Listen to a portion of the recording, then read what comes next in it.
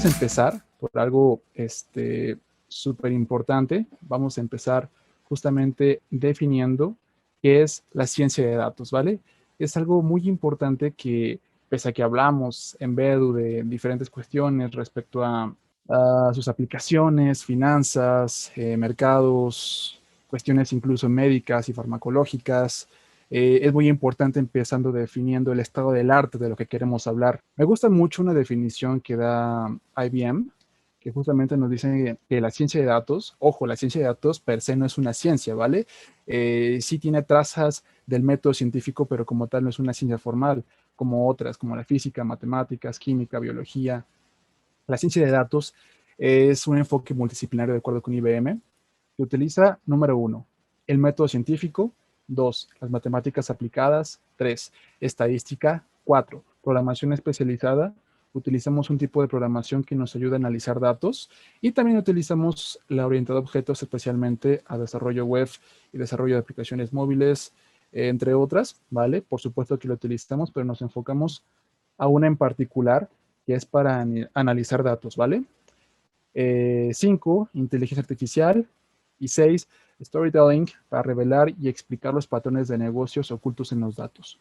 Una vez que ya hicimos el data wrangling, una vez que ya los procesamos, una vez que ya desarrollamos modelos econométricos o modelos de machine learning, estamos listos para revelarlos a nuestros superiores en nuestra empresa, al público en general o a nuestro cliente si somos independientes. Tenemos un pequeño diagrama de Venn con tres conjuntos. Hay una intersección entre cada uno de estos conjuntos y uno central, ¿vale? A grandes rasgos, cada uno de estos es ciencias de la computación, el segundo es matemáticas y estadística, y el tercero es experticia, una experticia pero muy focalizada. La primera, pues utilizamos todo aquello que nos sirve del mundo de ingeniería en computación, de ciencias de la computación, ¿vale? Más que nada la programación es lo que nos interesa. También estructuras discretas, entre otros tópicos selectos de ciencias de la computación. El segundo de matemáticas y estadística, yo lo dividiría en dos. Tenemos a la cuestión de matemáticas, por ejemplo, programación lineal, teoría de juegos, y estadística, pues bueno, es todo un mundo. Tenemos desde lo básico, conocemos desde la prepa, división de intervalo, descriptiva, hasta econometría avanzada y modelos paramétricos y no paramétricos, hasta llegar al mundo del machine learning, que es justamente la intersección de estadística y ciencias de la computación, que agarra lo mejor de ambos mundos para agarrar el poder de procesamiento, para hacer justamente discriminantes, para ver cuándo nuestros modelos pueden correr. Agarramos los algoritmos clásicos de estadística, les damos un background y con base en ello utilizamos su poder para lograr algo superior, que es una aplicación justamente de inteligencia artificial, que es el Machine Learning. Y de hecho les adelanto, el día de hoy vamos a dar un pequeño ejemplo con Machine Learning, ¿vale? Con Machine Learning vamos a resolver un problema empresarial de una empresa farmacéutica. Es algo muy interesante, utilizaremos una red neuronal. Y pues la última es la materia de experticia. Y yo estoy seguro que en nuestro público, al menos yo sé que hay economistas, porque parte de mis alumnos que están aquí el día de hoy, hay economistas, eh, pero también he encontrado que en Bedu hay ingenieros, hay licenciados en ciencias de la computación, hay matemáticos, hay administradores, contadores, y todas esas profesiones, ¿vale? Al final terminan agregando justamente un valor, ¿vale? Ese valor agregado que ellos añaden con su experticia es muy importante, porque podemos hacer miles de análisis, pero al final necesitamos la apreciación objetiva con base en una ciencia o disciplina que conozca al científico de datos. De hecho, a mí en lo personal, cuando me preguntan, ¿qué es mejor? ¿Un licenciado en ciencia de datos o un licenciado en economía, a un actuario, a un ingeniero, que a su vez tome estos cursos al estilo que damos en Bedu para focalizarse a Data Science y además con su background que tiene de expertise ofrezca un plus? A mí me gusta más la segunda, ¿vale? Eso agrega más diversidad y agrega todo un flujo de conocimiento a la ciencia de datos tradicional. Más bien, ¿qué empresas cometerían el error de no aplicarla en este mundo globalizado, integrado y que con tantos avances tecnológicos, hoy una empresa puede comprarse sistemas de cómputo que ya no le cuestan tanto como hace 30, 40 años y con esos equipos de cómputo pueden correr muchos procesos para buscar oportunidades de negocio y hacerle mejor cara a sus rivales, ¿no? Entonces la pregunta es, ¿qué empresas pues darían ese lujo de mantenerse al margen del avance tecnológico que significa aplicar data science, ¿vale? Esa es la pregunta del día de hoy. Vamos a ver algunos ejemplos claros de cómo empresas que ustedes ni se imaginan aplican el data science, ¿vale? El data science no solamente es proceso de filtrar tus datos y llamarlos de una database, eh, hacer tu modelo estadístico y presentarlo. No, eso es la econometría clásica. En Data Science pasamos por un proceso más amplio, más inteligente y más complejo, ¿vale? Ese proceso de análisis estadístico ya quedó rezagado. El Data Science ofrece un nuevo paradigma que ofrece aplicaciones nuevas y que tiene un proceso muy ad hoc que vamos a ver en la presentación del día de hoy, ¿vale? Pero vamos a empezar con unas aplicaciones de la industria muy interesantes. ¿Vale? Para eso, voy a necesitar que los asistentes que están el día de hoy se pongan a pensar en una aplicación por cada uno de los ejemplos, ¿vale? Los de la izquierda corresponden a negocios que todo mexicano estamos acostumbrados y seguramente nos también visitan el día de hoy de LATAM. Estoy seguro que también pasa allá, ¿no? En Argentina, Venezuela, Uruguay, Colombia, vivimos situaciones culturales muy similares, ¿no? De lado izquierdo tenemos unos ejemplos tradicionales, ¿vale? Como son una panadería de barrio, una tiendita de la esquina donde siempre vamos a comprar el típico antojo, un puesto de tacos de canasta, una tortillería, una peluquería de mercado y del otro lado tenemos tres ejemplos de empresas grandes, ¿no? Que sería un banco, pensemos en Santander, BBVA. En segundo lugar tenemos una empresa de marketing, ¿vale? Todas ellas que buscan oportunidades para aumentar sus operaciones de mercado, dado estudios estadísticos y demás. Hay muchas consultoras en ese ramo, ¿vale? Y que son grandes. Y en tercer lugar tenemos a una ensambladora de teléfonos inteligentes. Piensen en Apple, piensen en Xiaomi. Tenemos tres ejemplos grandes, ¿vale? De compañías ya grandes. Y del lado izquierdo tenemos compañías, bueno, no compañías, microempresas o negocios familiares incluso, ¿no? Bueno, voy a empezar con algunas aplicaciones en particular que pueden primero aplicar los negocios pequeños, ¿vale?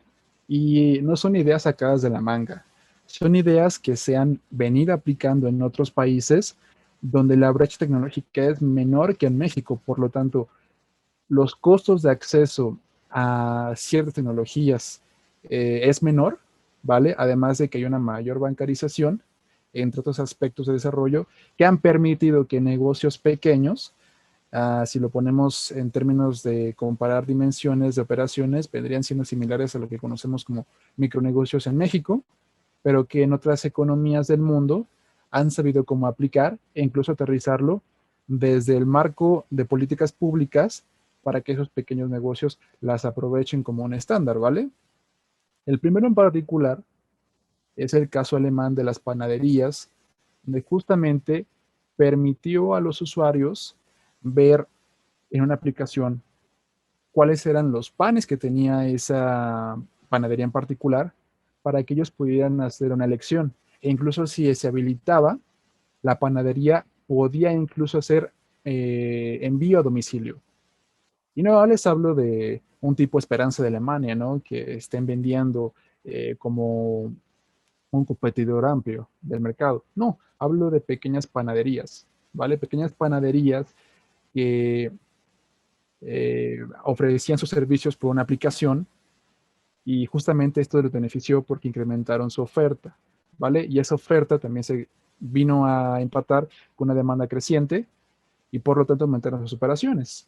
Y justamente se hizo por un flujo de información por parte de los consumidores que se reflejó en una aplicación móvil, ¿vale? La segunda, las tiendas de la esquina, fue justamente un proyecto que armó Santander, un proyecto que se armó durante el 2020 para justamente entender los flujos de las tienditas de la esquina, ¿vale? Para que ellos pudieran ofrecer como estilo de Rappi, como estilo de Uber Eats, sus ítems al público, ¿vale? Dentro de un rango donde ellos podían hacer sus envíos, ellos podían aprovechar para ampliar su mercado y de hecho muchas veces aprovecharon para incrementar sus operaciones. Es similar al primero y justamente se vino aplicando en nuestro país. Es un proyecto que no tiene impulso gubernamental, pero tiene una buena idea de cómo se podría usar el data science, en específico Kotlin y Swift, para desarrollo de aplicaciones móvil y justamente su empate con la obtención de datos del consumidor. Ahora, el tercero, un puesto de tacos de canasta, bueno, lo puse para adaptarnos al ejemplo mexicano, ¿no? Para poner bienes nacionales. Pero en este caso fue en Texas, una cadena de alimentos al por menor, justamente se aprovechó del desarrollo web para que las personas pudieran accesar a su sitio y pudieran personalizar sus alimentos, pero ellos podían seleccionar su pan, podían seleccionar eh, el tipo de condimentos que quería traer, el picante, entre otras cosas. Y justamente esa distinción que tuvo con respecto a sus competidores los benefició mucho porque arrasaron con la competencia y como la gente estaba encantada con ese método de literalmente sin tener que mover eh, pues la cocina, sin tener que mover lo que implica hacerte tu comida, solamente mover el dedo, podían hacerse su emparedado, como ellos llaman, ¿no? Podían hacerse eh, su comida, ¿no? Entonces, eso arrasó en esa región de Texas y fue súper interesante porque se hizo aplicando justamente otra vez flujos de información y desarrollo web. Ahora, la cuarta y quinta son relativas, ¿vale? Eh, con respecto al caso de la tortillería, es un caso de Rumania donde justamente una barbería se aprovechó de este concepto porque le estaba ofreciendo a sus clientes justamente que visualizaran una aplicación web. En tiempo real estaba actualizando justamente los gustos que tenía la gente con base en la database a la cual se conectaban para mostrar la tendencia. Me parece que esta idea tan innovadora tuvo que ver con la creación de un algoritmo que reconocía patrones de imágenes en Instagram, donde les decía, pues bueno, por ejemplo, tal corte tenía mayor número de likes, de me gusta, y por tanto te lo presento, ¿no? Tal vez te guste, tal vez no, pero es lo de moda. Y muchas veces las personas jóvenes suelen tener inclinación por la moda, ¿no? Y pues también esa barbería arrasó. La última, bueno, es peluquería, la que me falta es la quinta, tortillería. Es un caso muy particular de una cadena de tortillerías que se aprovechó de la cadena de logística que ya tenía, ¿vale?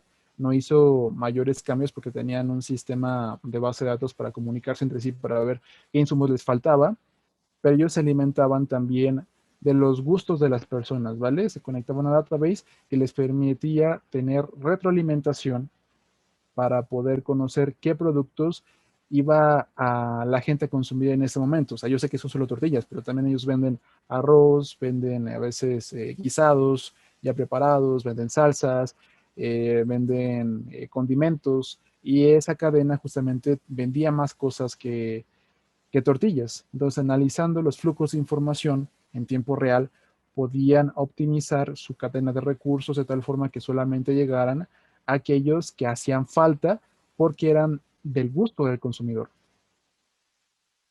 Juan Hernández nos comenta una respuesta. Él dice, la tortillería puede aplicar ciencia de datos para analizar los kilos de harina que utiliza para surtir un número determinado de kilogramos de tortillas y cuántas personas compran por día o por mes para reducir los gastos excesivos de harina y evitar que se hagan más tortillas de las que se necesitan por día.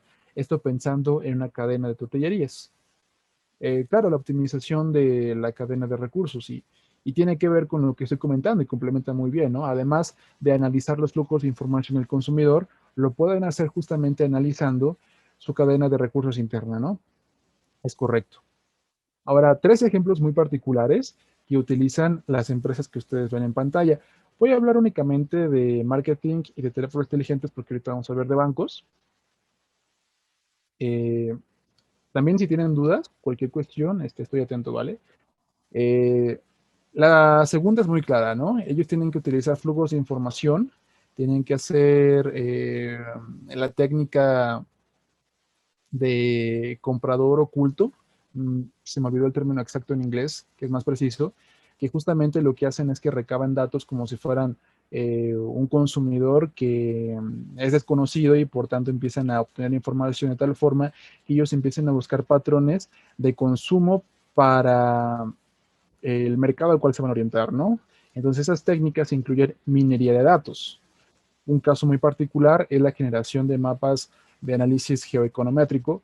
Digo geoeconométrico y no geoestadístico, porque lo que hacen es utilizar softwares para generar mapas georreferenciados, donde sus layers tengan, por ejemplo, datos de INEGI con respecto a población, con respecto a negocios. Se me olvidó en este momento la parte estadística de INEGI, que tiene datos, por ejemplo, en tal región hay tales Banamex, hay tales Inbursa, hay tales Comercial Mexicana, hay tales Walmart, y lo puedes justamente empatar con un software de georreferenciación como GIS, el famoso GIS. Tenemos QGIS y ArcGIS, son dos softwares distintos. QGIS es open source y ArcGIS es de paga. Pueden utilizarlos junto con, hay unas embarradas de programación y saber usar esos softwares, pueden utilizar mapas georreferenciados para poner layers, por ejemplo, y mostrárselo a su cliente para que ellos vean, por ejemplo, en la región que quieren establecer, por ejemplo, un Evoxo, para que vean, oye, mira, ¿qué crees? Hay 7-Eleven en un perímetro de 500 metros de distancia donde tú quieres establecer en ese solar tu nuevo Oxxo, ¿no? Entonces, esa empresa con inteligencia que se hizo en marketing, de primera, pues ya pueden darse cuenta que no tienen que establecer ahí su negocio, ¿no? Tienen que moverse. Y ahora la segunda, si tiene una empresa que ya esté en el medio y quiere incrementar sus operaciones y quiere crear una campaña de publicidad, pues también hay flujos de información para medir el éxito de ciertas campañas, ¿vale? Por ejemplo, para el mercado de chocolates, pueden haber datos con respecto a y una campaña donde se muestre literalmente el chocolate comiendo de la boca de una persona en pantalla. Por ejemplo, hay datos de que el consumo no se estimuló con respecto a ese tipo de publicidad, ¿no? En cambio, si por ejemplo saben que se utilizan de por medio algún animalito, porque a las personas les gusta ver perritos, gatitos, y si lo empatan con chocolate, digamos que sería un impulso al incremento del consumo de su producto. Entonces, inteligencia de información hace que las empresas de marketing tengan mayor poder sobre sus decisiones. Ya no estamos en los años 70, 80, donde a la cabeza del departamento de marketing de la empresa se le prendía el foco y decía, no, acabo de ver lo próximo que va a ser el éxito, que va a ser el hit. Lo que hacen es que se basan en información y datos para tomar decisiones, ¿vale? Eso es lo más importante. No descuiden el sentido común, no descuiden esas chispas de creatividad, muy importantes en el área de marketing, pero utilizan mucho los flujos de información, ¿vale? Son muy importantes para el área de marketing.